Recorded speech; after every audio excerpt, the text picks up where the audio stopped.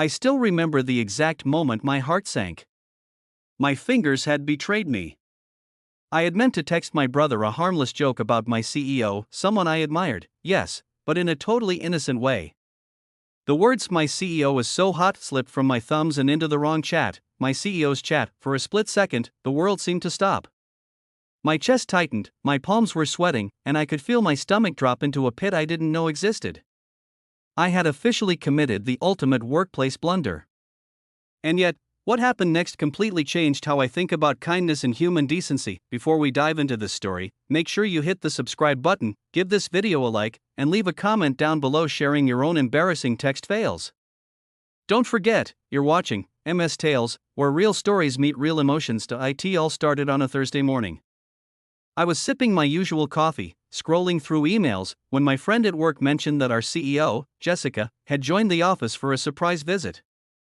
I had met her a few times before and thought she was smart, confident, and honestly, kind of stunning. It was harmless admiration, nothing more. Later that day, while on my lunch break, I decided to joke around with my brother.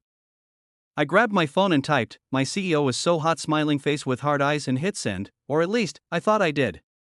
Seconds later, my brother's usual snarky reply didn't come. Instead, I got a single, professional message: "Hello. I think you may have sent this to me by mistake." I froze. My brain completely shut down. That's when I realized I had sent the text directly to Jessica, my CEO. The woman I was supposed to report to about last quarter's numbers. I wanted the ground to swallow me whole. My mind raced, picturing every awkward office interaction that could follow. For the next 10 minutes, I sat frozen at my desk. I considered crafting a funny, apologetic response, but every attempt made me feel worse. Finally, I decided to send a simple, honest message: "I am so sorry." That text was meant for my brother. Completely inappropriate and unprofessional. I apologize sincerely. I hit send and immediately stared at the screen. I could practically hear my career slipping through my fingers. What happened next surprised me. Jessica replied almost immediately, "Thank you for your honesty. Mistakes happen. Let's focus on your work for today." I blinked at the message, stunned. That was it. No embarrassment, no judgment, no awkward lecture. Just kindness. That moment stayed with me all day. I kept replaying it in my head. Here I was, expecting the worst, and Jessica responded with patience and understanding. She didn't belittle me, she didn't humiliate me, and she didn't act superior. She chose kindness over cruelty, and that simple act changed the entire tone of my workday. But the story didn't end there. Over the next few weeks, I noticed a shift, not just in how I felt about Jessica, but in how I approached my job. I realized that if someone in a position of authority could respond with grace, then I could too, in my own interactions. I started being more considerate with my coworkers, offering help without being asked, and giving compliments sincerely. I made an effort to notice the little things, thanking someone for staying late, acknowledging when someone did a great job on a project, or just asking, "How's your day going?" One day, a junior team member, Sarah, stayed behind after hours struggling to finish a report. In the past, I might have ignored it, thinking it wasn't my responsibility. But remembering Jessica's kindness, I walked over and offered to help her. We worked side by side, and when we finally finished, she smiled and said, "I really appreciate this. You didn't have to, but you did." That small moment was like a spark. I realized that kindness is contagious. By choosing to act with empathy, I could make someone else's day brighter, and often, they would pass it along. It also made me look at Jessica differently. I had admired her before, but now I admired her for her humanity. She showed me that being in a position of power doesn't mean wielding fear or judgment, it means uplifting others, even when they make mistakes. That lesson has stuck with me ever since. A few months later, our company faced a major project deadline. The pressure was immense, and tensions were high.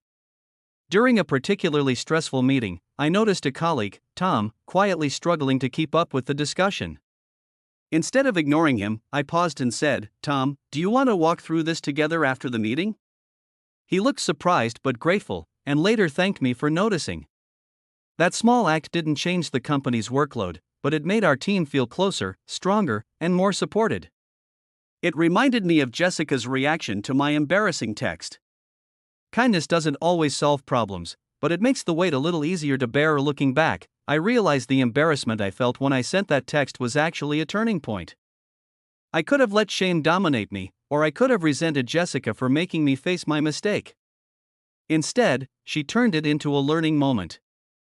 Her grace taught me that kindness isn't just about being polite, it's about giving others the space to be human, and responding to mistakes with patience instead of judgment. I even told my brother about it, laughing as I recounted the story. He teased me mercilessly, but I didn't mind. Because in the end, I learned something far more valuable than avoiding embarrassment. I learned how transformative simple acts of kindness can be. The months have passed since that fateful text, and Jessica and I still work closely together. I now approach her with confidence and respect, not fear. And more importantly, I approach everyone around me with a little more patience, a little more understanding, and a little more kindness. One morning, I was walking through the office when a new intern accidentally spilled coffee all over a stack of papers. I could see the panic on her face. In the past, I might have sighed and walked away. But remembering Jessica's example, I smiled and said, "Don't worry, we've all been there. Let's clean this up together." Her relief was immediate, and she looked at me with gratitude I'll never forget. It was a small moment, but it made me realize how kindness can ripple out in ways we never expect. That experience, the text, the embarrassment, the forgiveness, taught me something crucial. Kindness is more powerful than judgment, patience is stronger than anger, and empathy can change lives.